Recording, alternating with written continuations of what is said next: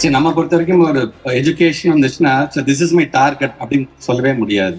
Life long it is going to be a guiding principle, guiding light for as for our life journey இல்லையா? ஏதாச்சும் நேரத்தில் நம்ம படிச்சுக்கிட்டே இருக்கணும். நம்ம அதனால ஒரு 3 நாளைக்கு முன்னாடி நானும் PhD முடிச்சுட்டு நீங்க ஒரு டாக்டரா நீங்க உங்களுக்கு முன்னாடி வந்து நிக்கிறேன்னா டெசிக்னேஷன் ஷுட் நாட் ஸ்டாப் இல்லையா? எஜுகேஷன் அப்படிங்கும்போது எல்லாரும் படிச்சுக்கிட்டே இருக்கணும் அப்படின்னு நான் ஆசை.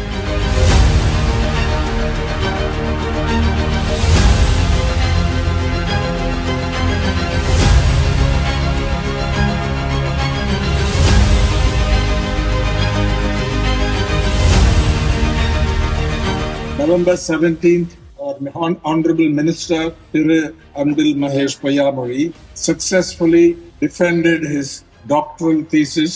Title of his thesis is Physical Activities for Skill Development Among School Children Using Machine Learning Technology. I think we must give him warm congratulations.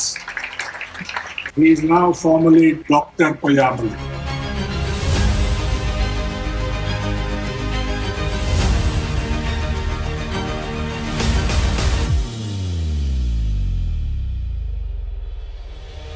கலைஞர் 2.0 என்கின்ற அளவில் இன்றைக்கு ஆட்சி நடைபெறுகின்றது. அதில் திராவிடம் 2.0 என்கின்ற புத்தகத்தை எங்களுடைய தலைவர் 2.0 வெளியிட நாங்கள் அதை பெற்றிருக்கிறோம் என்பதுதான் எங்களுக்கான ஒரு மிகப்பெரிய ஒரு மகிழ்ச்சி. அறிவு திருவிழா அப்படின்னு நடத்துறாரு. எங்க வள்ளுவர் கோட்டத்திலே அந்த அறிவு திருவிழா நடத்துறாரு. முற்போக்குவாதிகள் எல்லாம் வரவழைத்து ஒரு மிகப்பெரிய ஒரு புத்தக கண்காட்சி நடத்துறாரு. அது வெறும்னா பார்வையமா விட்டுட்டு வந்தோம்னா அந்த பார்வை பார்த்த பார்வை என்பது பகுத்தறிவு பார்வையாக மாற்றி காட்டக்கூடிய மிகப்பெரிய திறமை நம்முடைய துணை முதலமைச்சர் இருக்கிறது என்பதை அவர் நிரூபிச்சு காமிச்சிருக்கிறார். பார்த்திருப்போம் எவ்வளவு அழகா ஒவ்வொரு கருத்தாளர்களும் எப்படி அந்த கருத்துக்களை எடுத்து வைத்தார்கள். வைக்கும்போது எங்க நடுப்பறையா உட்கார்ந்து பார்த்துட்டு இருந்தாரு. ஒரு ஓரமா அமர்ந்து அங்க உட்கார்ந்து தான் துணை முதலமைச்சர் என்பதை மறந்து, ஒரு இயக்கத்தினுடைய இளைஞரணி செயலாளர் என்பதை மறந்து, கருத்தாளர் மிக்க ஒரு கூட்டத்தை நான் உருவாக்குகிறேன் என்று ஓரமா உட்கார்ந்து பார்த்தவர் நம்முடைய துணை முதலமைச்சர்.